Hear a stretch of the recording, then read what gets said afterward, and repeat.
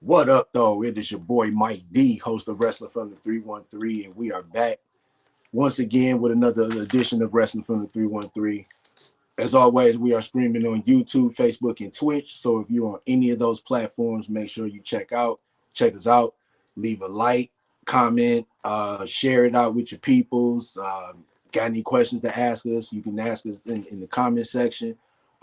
This episode is, as always, brought to you by WSN, the Wrestling Society Network. If you got a Roku, Amazon Fire Stick, Apple TV, download the WSN app. They got a lot of cool wrestling content on there. Wrestling documentaries, wrestling cartoons. They took the video game and created a promotion off of that. So a lot of cool stuff on there. Also go to the website, thewrestlingsociety.com, where you can sign up for a free account, check out the wrestling content on there. They also have a podcast room. In that podcast room is Wrestling from the 313, and my guest is also in that podcast room. So check out all of our old episodes and stuff like that. Patreon, WSN also has a page on there. You can subscribe for free, but if you want to get the good exclusive stuff, they got membership options for everybody. So make sure you check that out. My guest today, he's been on Wrestling from the 313. He was on like the earlier episodes when I was, coming up and getting started. He's got his own podcast, Wrestling with Heart. A lot of cool stuff that he talk about on there. He talks about the stuff that they really don't talk about in wrestling, and that's giving back to the community and stuff like that. And he's doing big things in his area. Stanley Karr, welcome back. What up, though? It's good to be back. Thank you so much, Mike, for having me. And I want to say, congratulations to you for all the cool things that you're doing. Oh, you're killing it and shaking up as well. So I'm glad that we're both able to connect again and hopefully grow together. Definitely. I appreciate it, man. You know what? It's crazy because when I first started, I was thankful if I even got 100 subscribers, and to see where it's at now, it's crazy. It's a blessing, and I'm hoping that bigger things come for both of us, because you've been doing big things too. Absolutely. It's just about, timing and patience and trying to figure out kind of what works and what doesn't. And we've got some stuff coming down the pipeline here. We'll talk a little bit about that in a few minutes, but it's all about, hard work and perseverance and how bad you want it and how much you want to do it. So definitely.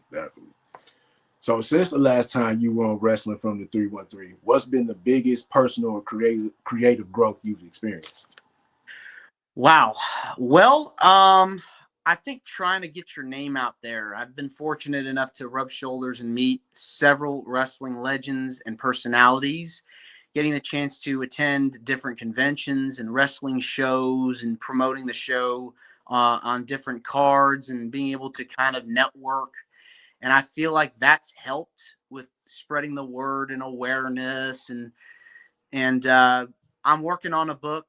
I think I mentioned to you last time, one of the things I wanted to do with the podcast is turn a lot of my interviews into a book. So I'm very happy to say I'm currently in the process of releasing Champions for a Cause Volume 1, which is a compilation of some of the interviews that I've had on in the last few years since I've started Wrestling with Heart.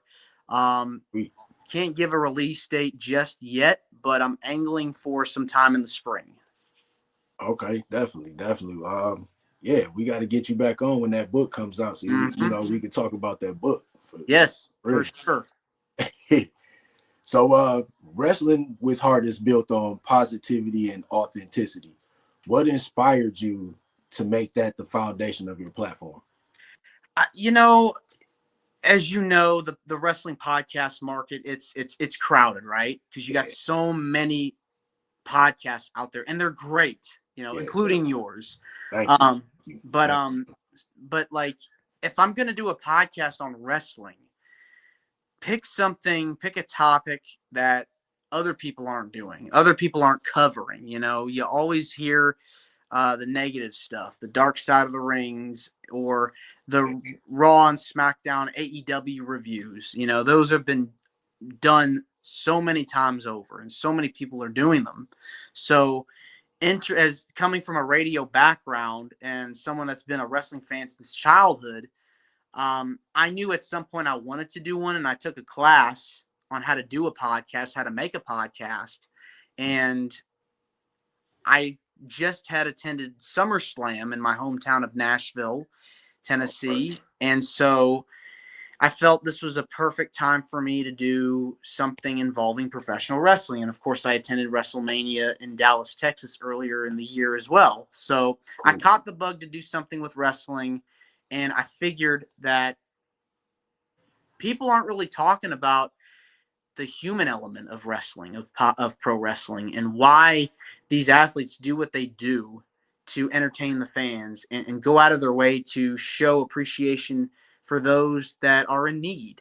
So thinking about charity work and volunteering and serving your community, a lot of people weren't talking about that. A lot of people weren't really covering it. You'd see video packages of John of John Cena doing the Make-A-Wish Foundation stuff and activities, and AEW's going out there doing stuff with youth outreach programs in the community. So doing something that was inspiring and motivational, I felt was the big draw for me, because yes, we talk about the stuff that people want to hear about, right? About the classic rivalries and the Monday Night Wars and ECW and the Attitude Era, but also what about some of the stuff that they're doing for maybe the Boys and Girls Club or serving the food bank, you know, in their community? So those are topics I wanted to bring up and really try to capture that moment, right? So that's what I wanted to do with Wrestling with Heart.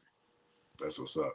And I think that's the one thing that's good about your podcast, because like you said, you know, they do the coverage on, you know, John Cena when he's doing the Make-A-Wish, or when, you know, WWE stars are doing, you know, community work.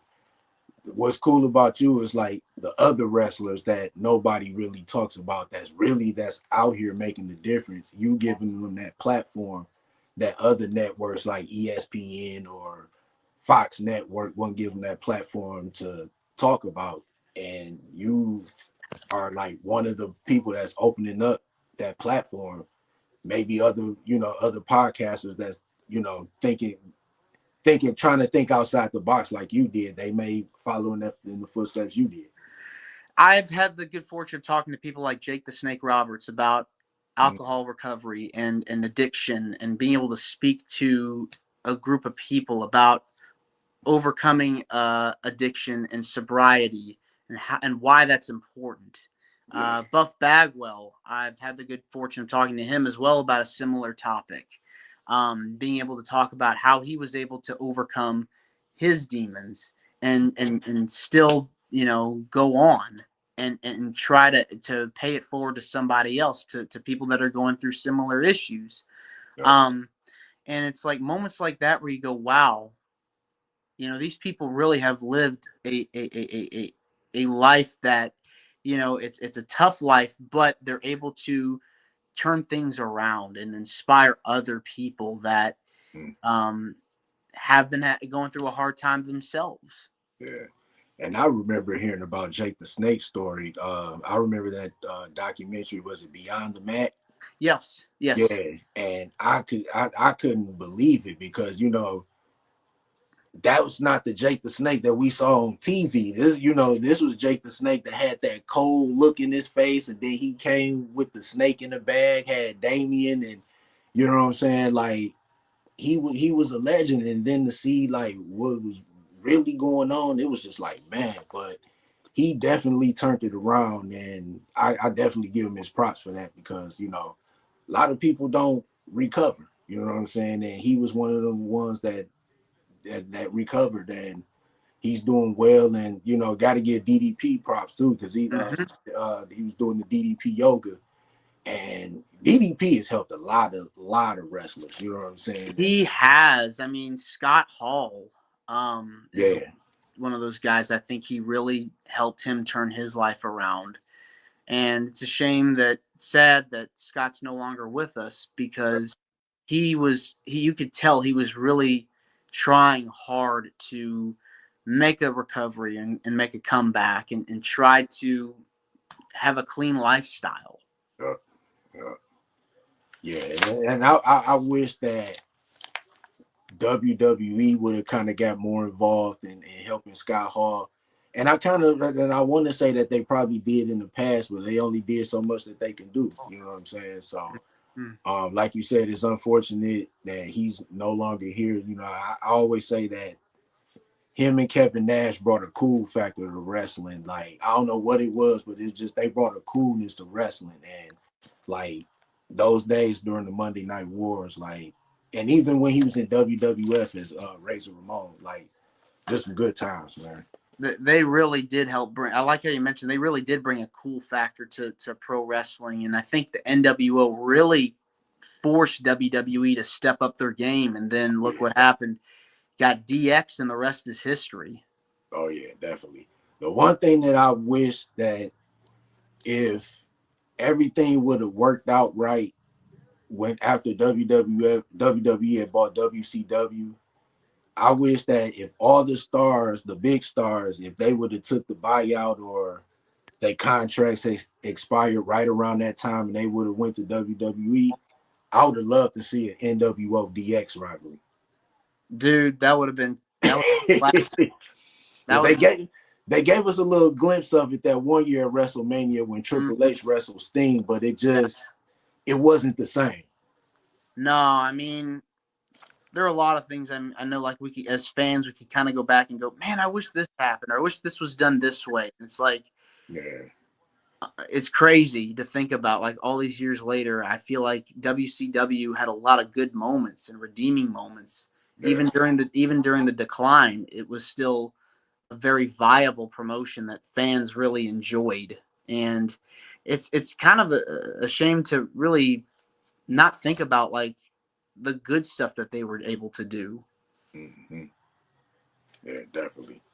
So, what's something you've learned about yourself as a host that you didn't expect when you first started podcasting?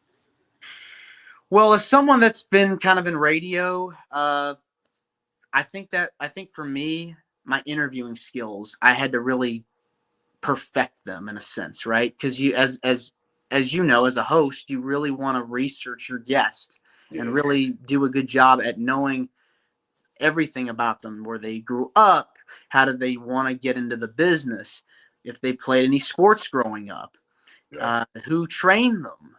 And from there, it's like you try to put together a list of questions, and then you kind of want to make bullet points Yeah. on, and eventually it segues, and you create like a template that you use to be able to guide them along and guide the viewer to listen and watch their stories being told, and how things are unfolding, because um, you really want to engage the listener and engage the audience. So for me, being a good interviewer, asking questions and then asking good follow-up questions, Yeah. that was something I felt like I really had to learn. Yeah, definitely. And I think another thing too is like for me when I have guests on, especially when I have like independent wrestlers, um, podcasters like yourself, just anybody that's in the IWC, doing shows and stuff like that. You always want to make it about them. You know what I'm saying? Like Mm-hmm. you don't want to have an independent wrestler on thinking, okay, he in his mind thinking he coming on the show to talk about him and his experiences, but you want to talk about WWE and AEW. You know what I'm saying? Mm-hmm. You don't want to. That's something that I do talk about that sometimes, but I make sure I talk about that at the end. I Sure. always say like if I have an independent wrestler on, I want to make sure that at least 90 to 95% of the episode or the interview is about them. Exactly. So that's one of the things that I always do. Now, if I have a podcaster on, depending on what type of podcast they got, then we might get into that discussion and stuff like that. But for the most part, you want to make it about them. And you always want to make them comfortable. You don't want whatever is controversial, don't talk about that stuff. Just because a lot of times they don't want to talk. They already hearing stuff on the internet and whatever. So I always try to make the guest as comfortable as much as possible. Yeah, absolutely. 100%. Oh yeah. So how do you balance being a fan of wrestling while still offering honest opinions and meaningful conversations? That's, I can appreciate the level of talents that are out today. I think that today you've got a wide array of athletic, really incredible athletes. And I think that today's talents are doing an amazing job of really bringing people on the edge of their seat. And that's what you want to do, is be able to be entertained by the moves in the ring. And I think you also, at the same time, you want to have an engaging product with stories and characters. I'm a big story character kind of guy. People may, Mike, you may be different. You might want to, let's say you might be more into the work rate, as some people call it, type of wrestling. I mean, I think psychology is very important as to why you're doing a particular move, instead of just doing a move. Yeah. So I feel like, to me, in my honest opinion, if I tune into a wrestling show, I want to be entertained by the story in addition to the moves. And Yeah. I think that if you have both of those, you're going to have a very entertaining product, and as well as an engaging one. Yeah. And it's like, for me, when it's crazy, because I think I look for a little bit of everything when it comes to like wrestlers or wrestling. And like you said, like this this young group that's coming up, they, in my opinion, they're doing really good. One guy that I want to say off rip, and I think everybody can agree that he's probably going to be a big star in the future. I won't necessarily say world champion, but I can definitely say that he's going to be in the mix in a couple of years, and that's Javon Evans in WWE. He's a young guy, and I know, he's been in a lot of controversy with Kevin Nash and, the stuff that he said on his podcast. But I just think that Nash is wrong with what he said. What he said is I don't agree with what he said. I just think he's young. I think everybody loves him, no matter if they're black, white, or whoever. And you can agree too that he's going to be a big star in a few years. No doubt about that. I think if you have enough fan support to get behind you, then you're going to have the finger on the pulse, and they're going to run with you as a featured player on the show. And for me, a guy that I want to see, like, in that upper tier spot that I think is the future. Well, there's two guys right now. Obafemi. Yes. And yes. Trick Williams. Yes. Yep. I definitely think those guys, I think they've got the look. I think they've got the charisma. They've got like the right build. And I think that, I think if the creative direction is heading into something that works for them in their favor, I think that they've got the potential to do really great things. I mean, it's just, you gotta, and if you want to take this out, we can take this out. I just think, like,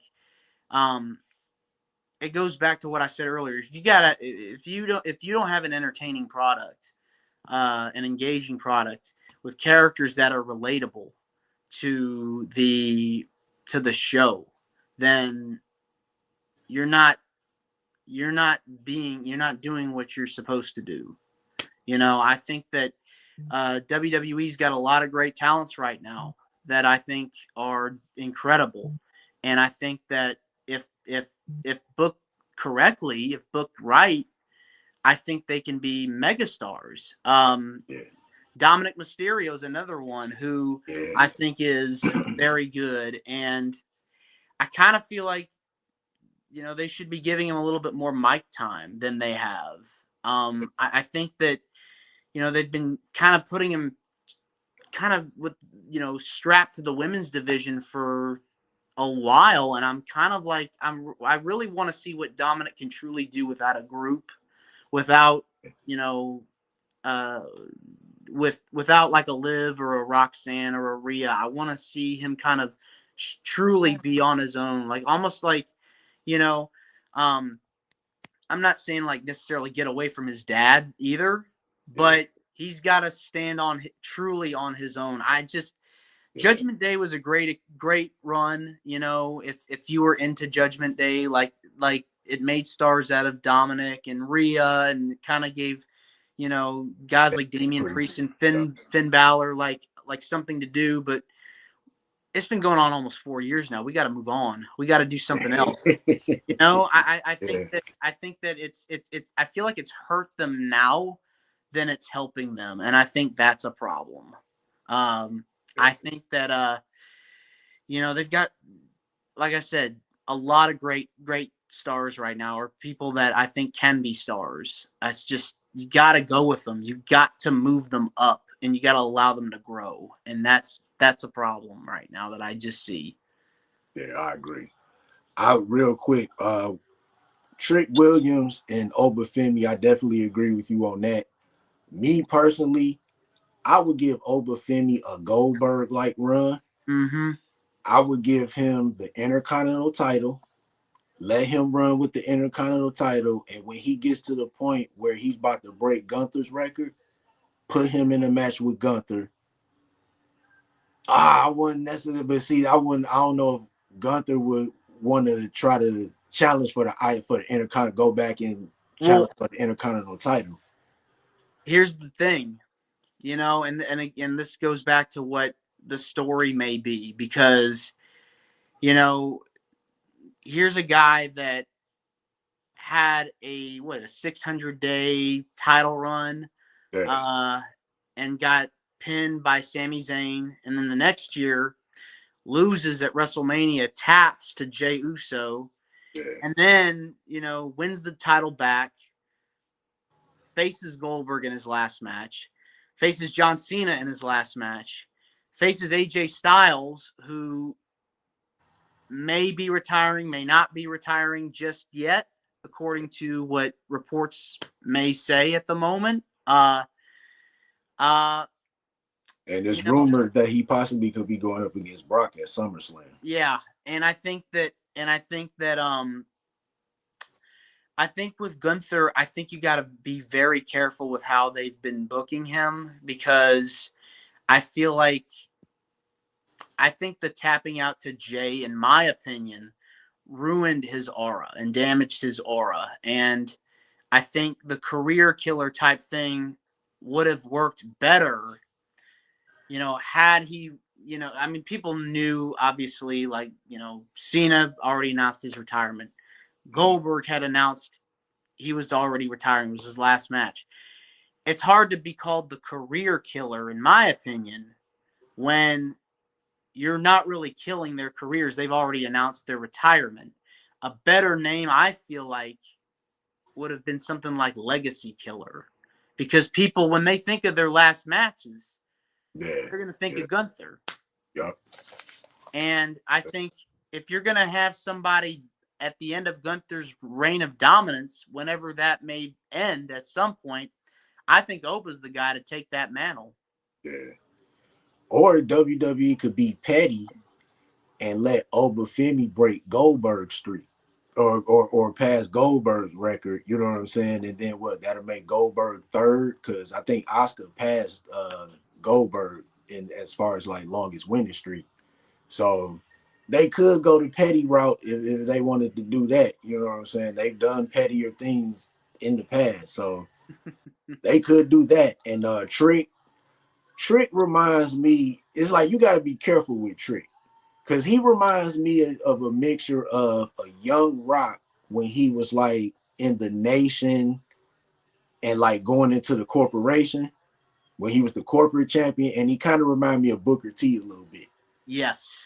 So it's like you got to be careful with him because you don't want to put him in stories so quick against guys like Cody or guys like Drew or guys like Jacob Fatu, and you kind of kill that aura real quick because everybody love when that music come on. Everybody is screaming, "Whoop that Trick!" It's like what was they was in Memphis last week, right? Friday, Yeah.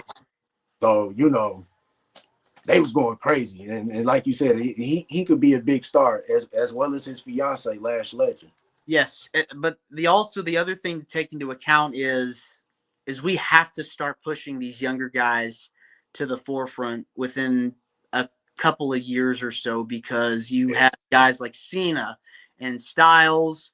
Punk's even talked about retiring at some point. Rollins has talked about hanging it up at some point. Becky Lynch has even said something about retiring. Randy Orton. I mean, if we don't start pushing these people now, not necessarily get them to a world title, but we start like saying, okay, this is the next generation coming up. We've got to start really focusing in on these guys and not really giving them that platform, then things won't be looking so good. And I remember a time when guys like Triple H and Undertaker were starting to slow down, not wrestle full time every week. You had Jeff Hardy leave, Batista leave, Shawn Michaels retired, Jericho left for a while, and you had a couple of people there, and you had a few people that they were trying to build up, but unfortunately they didn't make it to that spot. You had Sheamus that won the world title. You were pushing Wade Barrett at one point with the Nexus. Drew McIntyre was being pegged the chosen one back when he had that gimmick, that character. Cody Rhodes was dashing. Yeah, and so, but we didn't really see what was going to become of that. Like, it took really like CM Punk and Daniel Bryan to kind of break out from like that glass ceiling to make it, right? So, and then eventually you had the Shield guys take over, Roman, Mox, and Rollins. But I think now we have to really, really like transition because we didn't really have, a transition plan really before that fans really, saw. Yeah.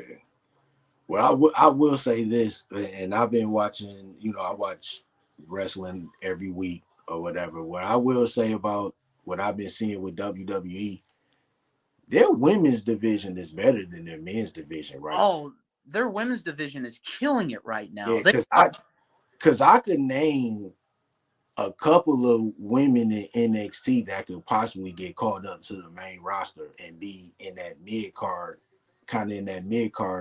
talk with, defending for the US or the IC title.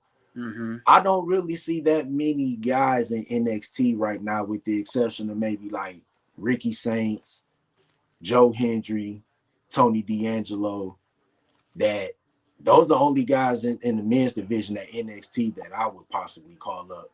But as far as the women, so Ruka, Kalani Jordan, JC Jane, Zarya, the So Ruka's tag partner, so and Jada Parker and Blake Monroe, so yeah, they got a pretty nice women's division.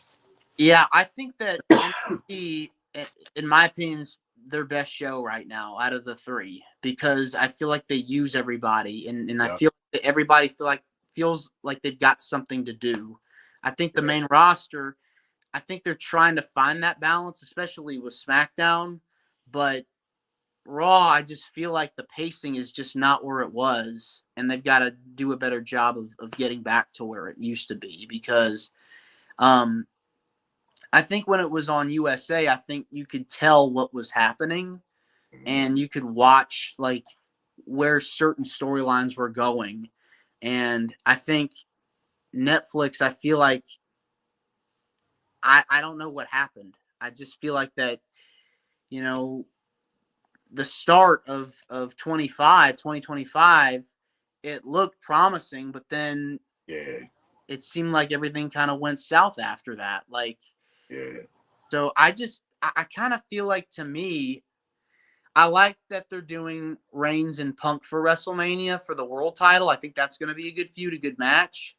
mhm, Um, the SmackDown side of things, I kind of wish they'd have because you've already done Drew and Cody multiple times. I think you need to kind of change it up a bit. Like maybe someone like Jacob Fatu goes after Drew at this point because there's a story there.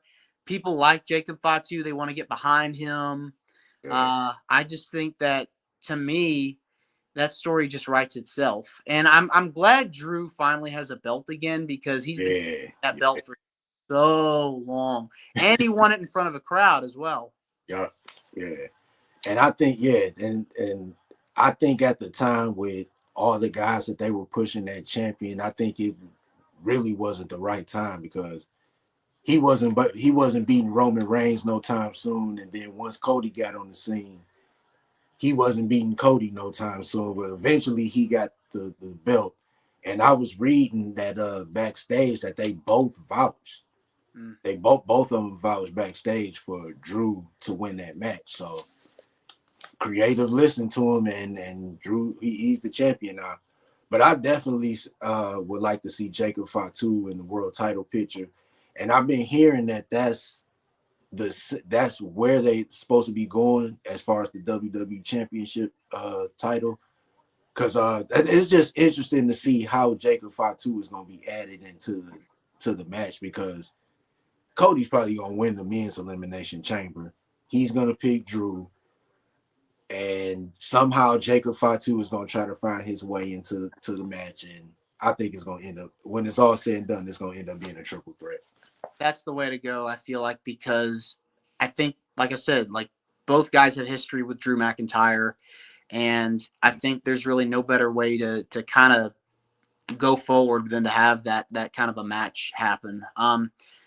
A guy I feel like they need to be going like all out with him and put a belt on him when he comes back is Braun Breaker.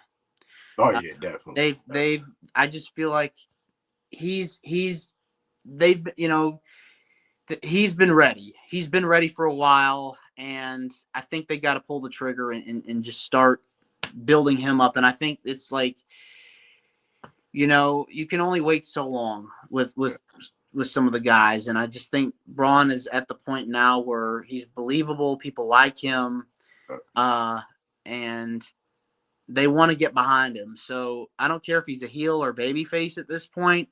We got to do something with him because he was in NXT for a long time. He's been on the main roster for a while now. Yeah. You got to start. You got to start like I'm saying. You got to start building up the next generation. Oh yeah, definitely. So back a little bit back to your podcast. So mental health and real life struggles are often part of your conversations. Why do you feel that's such an important lane for wrestling media? Well, you never know what people are going through in life. Anxiety and depression, especially, is very, very rampant.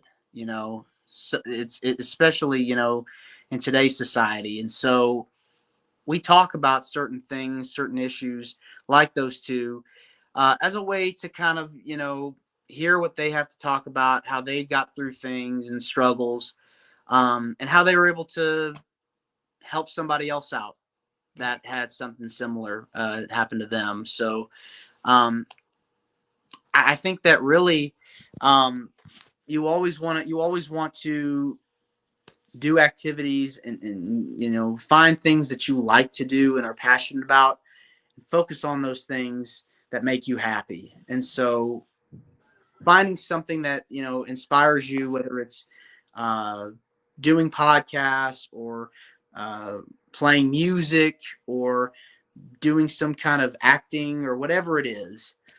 If you find something, playing sports, finding something that you like to kind of get your mind off of it, and just kind of go on, you know, move forward with that. Definitely. And I can be one of those people that have dealt with depression, that have dealt with anxiety. Um, Doing this podcast has helped me out a lot. You know what I'm saying? It's just like just sitting here talking, having guests and we talking about wrestling and stuff like that has definitely helped a lot.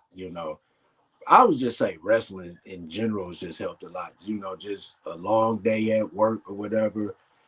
And after a long day, when 8 o'clock, 9 o'clock come, whenever wrestling came on, hit that remote, and it just was like all of that was gone for about 2, 3 hours. So, you know, um, like you said, whatever makes you happy, you gotta do it, pursue it, and that's one of the dreams and goals that I have is that this podcast is just it take off to bigger and better things, and I'm still hoping for that, and that's why I'm on the grind, and that's why you do what you do, because we want to make this a real job at some point. Exactly. And so the more you put into it, the you'll see results.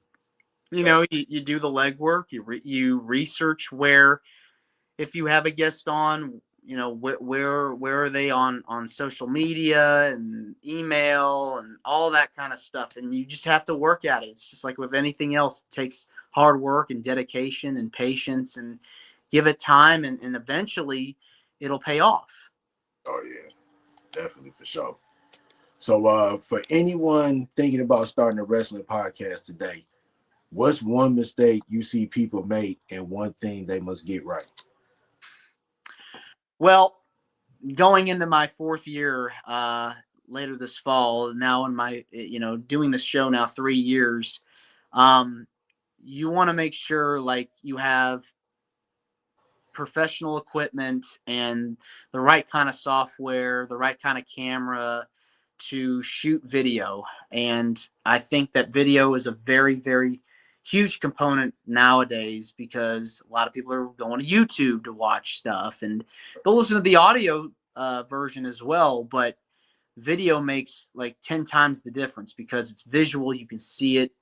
You got all the graphics that are eye popping. It's attractive, and so I've been making some tweaks recently with the show, with the visual looks in it, with the looks and everything. So you have to really invest in good equipment and cameras and software that you feel like you'd be comfortable in using and editing. So definitely the presentation.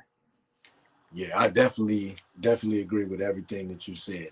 And sometimes like when you and I always say too, even if you don't have that stuff right away, just start. You know what I'm saying? Because sometimes you might start with not the most expensive or the good quality camera or whatever, but just to get that going and kind of get your feet wet a little bit.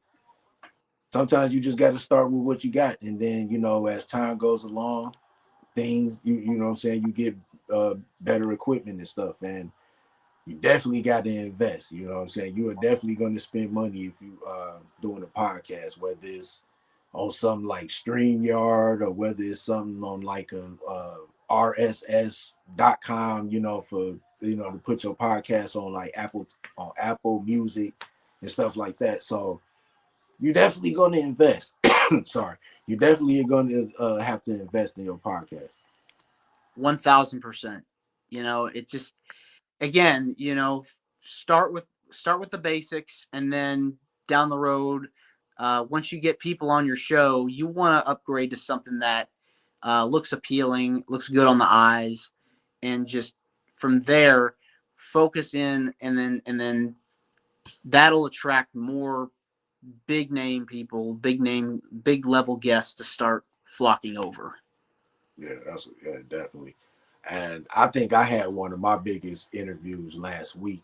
Last week I had Brian Hubbard, and he's doing a podcast with Michael Elgin from Ring of Honor, former Ring of Honor champion, and I had both of them on. And just cool to just have a big name like that. It's just like your work is paying off. You know what I'm saying? So Yes. I was definitely happy about that. And I always, when he came on, just wanted to make sure that it was just strictly wrestling. All that other stuff, whatever was going on in the past, that's none of my business. We was here to talk Yeah. about wrestling, talk about his podcast, and yeah, it was a real good interview. That's amazing. So, how do you personally define success in wrestling media, especially when it's not always about views or numbers? Well, you want to be authentic, be yourself. Figure out, like with me, like with Wrestling with Heart, there was a need. There's a topic that people aren't really talking about, aren't really covering. Find something that's speaks to you, right? And then think about how that going to appeal to other people. People want to hear positive stories. They want to hear inspiring stories. They want to hear think about things that they can relate to that have happened in their life, and hear stories about how they were able to make someone's day. Um, and if somebody was having a bad day or something like that, and somebody heard how somebody else was feeling, down or was going through a rough time in their life, and you hear how they were able to help that person out, that does you some good. That does you some good. They that makes you go, okay, well, I'm going to do good for someone because they're trying to make a difference, and it'll inspire the listener to want to do the same thing. And so you have to be unique and find what's going to speak to you and to the listener. Yeah, I definitely agree with that. I definitely agree. And yeah, you definitely been doing big things like, just like you said, talking to wrestlers and, just the experiences of giving back to the community and stuff. Um, what is one of your favorite episodes of since that you've done so far? Oh wow. I've had a lot of really good ones. I enjoyed talking to Teddy Long. That was a fun one. Okay. Um, he was just. I mean, if you see him at conventions, he's just always a positive guy. Just always goes up, shakes people's hands. People come up to him, telling him stories of when they watched him on TV, and it really, you know, really made it really made him emotional, made him feel good, to hear that like people, still remember him, think of his SmackDown GM run as like the best of all time. Yeah. Um, I enjoyed talking with Victoria. She was a great guest on my show. I enjoyed having her on and talking with her about some of the things that she's been able to do with Mickey James and SoCal Val, who I also had on as a guest. Um, who else? Ricky Morton was always good to talk with. Rock and Roll Express legend. Right. Um, Tito Santana uh, was another one I enjoyed talking with. He was like one of the icons of the 80s Yeah. and that Yeah. golden era of WWE, WWF. Right. Hearing about his experiences as a teacher, how he taught Spanish to kids in his home of Texas, and how he made it fun to learn for the kids. So it's stories like that that make you go, wow, I'm glad I'm really doing this, and I feel like this is gonna become something. Yeah, and keep doing what you're doing because yeah, I think that's real cool because like you said, like and I said earlier, like when they do talk about community stuff, it was always what John Cena was doing or WWE do their own coverage, and same thing with AEW, and you giving that platform to somebody like a Teddy Long or Ricky Morton, somebody that's out there helping the community or helping, people that's in need. So that's real cool that you stepped outside the box and you did your own thing. And yeah, you've been doing big things. Your podcast also on a radio station too? Yes, I've been working on getting it syndicated on the radio. I'm happy to say we're on 10 different radio stations in the United States. I'm looking to Wow. grow and get on more. That's what's And I'm kind of modifying some stuff with that. But yeah, I like I said, coming from a radio background, I wanted to kind of combine my two interests. So eventually, one of my biggest goals was to be a syndicated radio host. So I wanted to really make Wrestling with Heart uh, a platform for that. And so hopefully my goal is to get more stations throughout the year. And we're heard on 10 LPFMs, including the global community radio service, which consists of multiple radio stations around the world. So I'm hoping to be heard outside of the U.S. as well. So that's a goal I'd like to have, to be heard in many different countries. That's what's up. And I think that's one of the cool things about, doing what I, my show and stuff. Like I've been able to interview people in the UK. I had a guest that was from Northern Ireland not too long ago. Of course, people from Canada, and it's just. But I think when you get those interviews outside of like the UK and Northern Ireland, I think that's cool because Yeah, it's like, you know what I'm saying. That I think that's a step up, or that's a game changer when you get somebody outside of the US. I interviewed a wrestler from England. Her name was she went by the name KT Electra. Okay. Also Chardonnay. She wrestled in Stardom and Ring of Honor, but she's done stuff in England. And we had a nice conversation about animal rescue and being a dog owner. And I highly recommend your listeners to tune into that story. Check that out if you want to go on YouTube and look up KT Electra. But she was great to talk with. Lana Ray was another one I had on. She was inspired by the Divas era, and recently had her debut match in front of her dad, who uh, eventually, unfortunately, passed away. But to be able to have that moment where he was able to watch her live her dream, that's an inspiring story. That's what's up. That's what's up. So, what excites you the most about the current wrestling landscape right now, whether it's indie wrestling, content creation, or storytelling? I think being able to have everything more accessible now, because when we were younger, maybe we maybe catch one or two wrestling shows on television, but now with social media and the internet, people can know about a multitude of promotions. And you got YouTube now, where you can watch wrestling shows at your fingertips. I mean, it's crazy to think about. And if people are unhappy with one product, they can watch something else. So pro wrestling, I feel like now there's no better time to be a wrestling fan, because you've got a lot of variety and diversity now. Oh yeah, oh yeah. I would say for me, I would say like you said, it's everything. Cause like I remember growing up, it was VCR tapes. You know what I'm saying? And then it moved, transition to DVDs and Blu-rays. Now it's just like catch it on the streaming service, catch it on YouTube, or everything is so accessible now. And yeah, like you said, there's no better time to be a wrestling fan. I think wrestling is bigger than it's ever been. You know what I'm saying? Like, Exactly. I mean, you got WWE selling out shows, selling out stadiums in Europe, and AEW is having shows in Australia. yeah, Um, so wrestling, I feel like now has gone so global, to the point where you've got all these different creating new fans from different countries, and I think you're having more shows overseas now. mm-hmm. Yeah.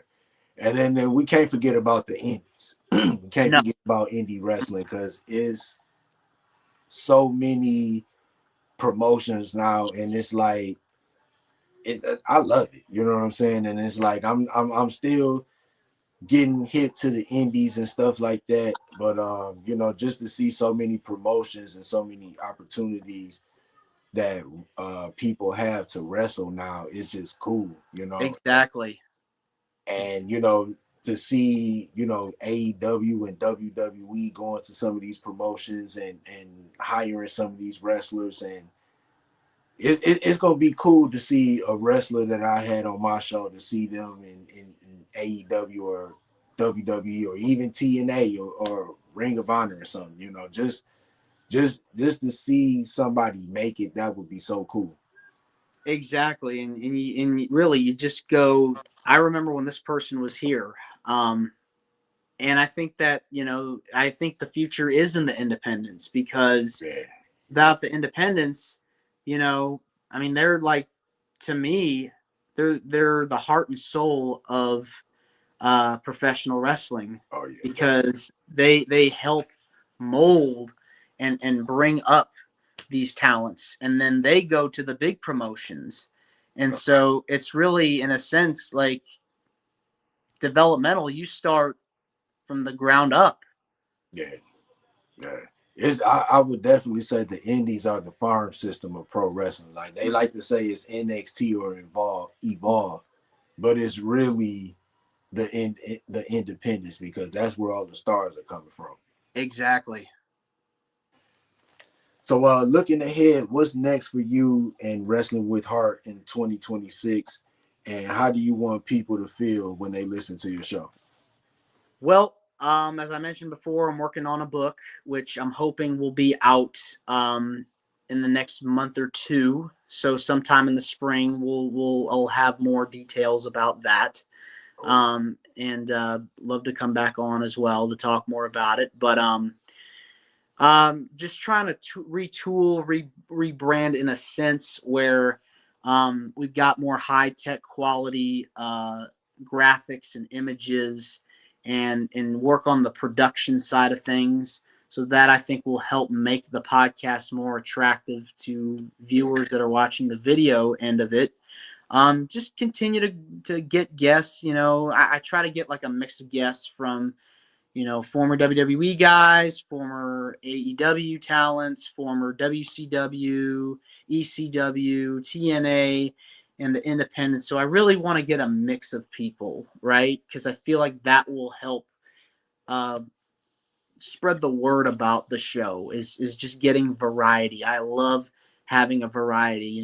Don't just settle for one group. Settle for all groups, accept all groups into the podcast. It's very inclusive. Yeah, definitely, definitely. So okay, sorry. Stanley, I want to once again thank you for coming on. Absolutely. You're always welcome to come on. Definitely got to come back on when you get ready to release the book. I will Um, make it happen. any say that again. We'll make it happen. Oh yeah, definitely, definitely. Real quick before we get out of here, any last words, any shout outs, or you want to let the people know where they can find you? Yeah, you can find us on wherever you get your podcasts: Apple, Spotify, our iHeartRadio, YouTube. Just punch in Wrestling with Heart with Stanley Karr. You can find us there. We're also on Facebook. We're on Instagram at Wrestling with Heart. Facebook, you can just punch in Wrestling with Heart with Stanley Karr. We're on Blue Sky at wrestlingwithheart.bsky.social. And we're on Threads at Wrestling with Heart. We're also on Patreon as well, and we're looking to get more people to join our Patreon. So check it out. We're looking to get more content put up, and we're hoping that 2026 is a big year for us. That's what's up. That's what's up. So before I get out of here, as always, want to thank everybody that watched this episode. Um, check out Wrestling from the 313 on Facebook, Instagram, TikTok. Sometimes I'm on Twitter. Definitely check out YouTube. We are on the road to 10,000 subscribers. Right now, I think we're over 8,200 subscribers right now. So we on that road. We trying to get there. So make sure, if you haven't already, subscribe to the YouTube channel. Make sure you check out any past videos. go back to the video section and check out my first interview with Stanley Karr. Cool interview there, and check out all the other videos that we had on there as well. We'll be back with another episode next Tuesday. My guest is Roger Mosley, so we're gonna talk to him. And yeah, it's another episode. This is another episode of Wrestling from the 313 for my guest Stanley Karr. I am Mike D. Have a good night. See you next week. Peace.